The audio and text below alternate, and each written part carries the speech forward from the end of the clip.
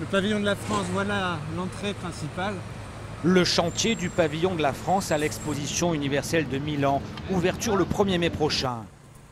Mathias Lucas est le chef de projet du cabinet d'architectes qui a conçu les lieux. Il ne reste que quelques jours pour terminer le bâtiment. Donc vous voyez tous les ouvriers à pied d'œuvre. C'est c'est le marathon, la charrette finale. On est dans la séquence sprint puisque l'ouverture 1er mai. Le grand chantier aujourd'hui, et voilà pourtant à quoi d'ici quelques jours, une fois paysagé, le pavillon de la France va ressembler. Une cathédrale en bois enfouie dans la végétation pour incarner au plus près le thème de l'exposition agroalimentaire, comment nourrir la planète.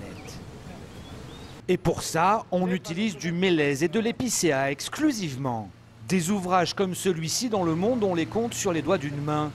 Un puzzle géant, unique au monde. 2000 pièces numérotées et emboîtées les unes dans les autres. Et plus incroyable encore, ce puzzle est entièrement démontable.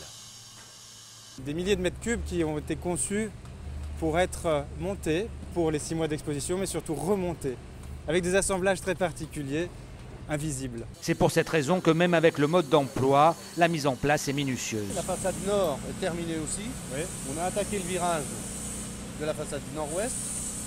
Et fin de semaine prochaine, le bâtiment sera complètement terminé. Démonstration de la prouesse avec les brises soleil, les stores géants qui vont protéger la façade. Des pièces de près de 3 tonnes chacune, manœuvrées par seulement 2 ouvriers.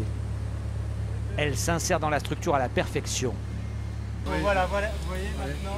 2 mm de jeu, 12 mètres de long. Du travail d'horloger. Chaque boulon, bien sûr, un par un. C'est vraiment d'une remarquable précision, puisque sur une hauteur de 12 mètres, vous avez 3 fixations, ce qui fait 18 points différentes fixations, avec un jeu de tolérance de 2 mm, et vous avez vu, sans effort.